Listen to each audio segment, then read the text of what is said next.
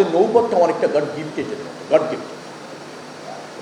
তো এইটাকে যদি আমরা একটু নিরাপদ এবং সমৃদ্ধ করতে চেষ্টা করি, বিশেষ করে একটা শৃঙ্খলা খুব দরকার।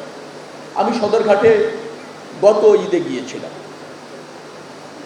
ভালো দেখেছি, কিন্তু আমার কাছে মনে হয়েছে আরো ভালো করার সুযোগ আছে।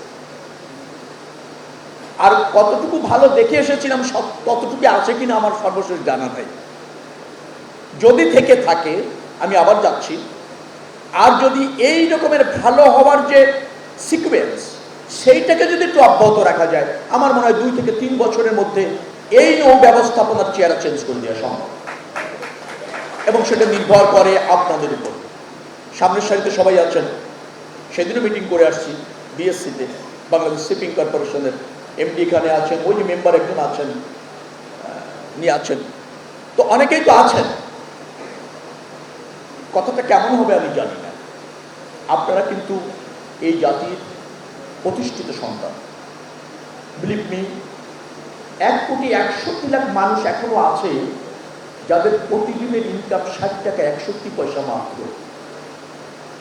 তারা কেউ আপনার আত্মীয়, কেউ আপনার ভাই, কেউ আপনার প্রতিবেশী, তার বাইরে না। আপনি সেখানের থেকে নিজেকে তুলনা করেন, অনেক ভালো আছেন।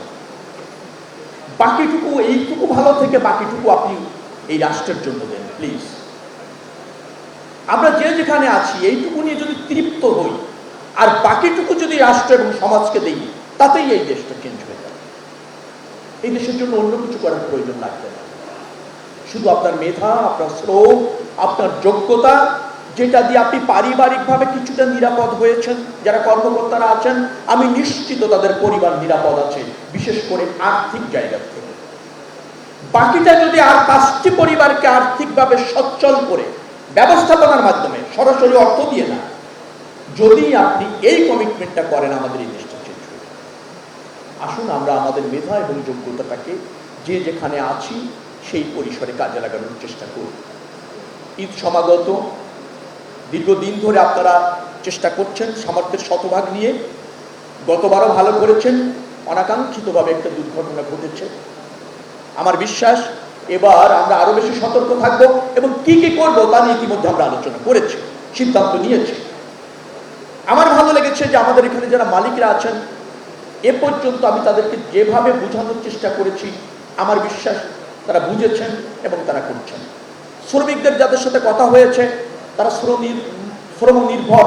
গতবার যেমন হাতের ইজারার যারা আছে তাদের বলেছিল তোমরা এই 7 দিনের জন্য কোনো চার্জ নিও না, ফ্রি শ্রম দিয়েছে অনেকে ক্যারি করার জন্য। এই যে স্যাক্রিফাইস, এই স্যাক্রিফাইসই পারবে আমাদেরকে লক্ষ্যে পৌঁছানোর জন্য। শ্রমিক জাতীয়তাবাদী দলের শ্রমিকরা এখানে স্লোগান দিয়েছেন, তারা এভাবে অভ্যস্ত। আমি তাদের অনুরোধ করব, যেহেতু এইটা সব শ্রমিক, সব মালিক, সব কর্মকর্তাদের অনুষ্ঠান, সো আমরা এটাকে এনজয় করবো জাতীয় অনুষ্ঠান হিসাবে। জাতীয় অনুষ্ঠান মানে জাতীয়তাবাদী দলই থাকে, সেটাকে আলাদাভাবে জানান দেওয়ার প্রয়োজন নাই। কারণ জাতীয়তাবাদী দল এদেশের মানুষের সাথে সব ক্রাইসিসে ছিল, সব পরিস্থিতিতে ছিল, যার জন্য মানুষ যখনই সুযোগ পেয়েছে ভোট দেওয়ার, বিএনপিকেই ভোট দিয়েছে। তো এটার উপস্থিতি জানান দেওয়ার দরকার নাই। এখন আমরা রাষ্ট্রের হয়ে কাজ করছি, আমরা দলের হয়ে কাজ করছি না। দল দলের জায়গায় আছে, বাট জনগণ যেহেতু আমাদের উপর আস্থা রেখেছে, আমাদের দায়িত্ব রয়েছে যে যেখানে আছি রাষ্ট্র এবং জনগণের জন্য কাজ করবার জন্য।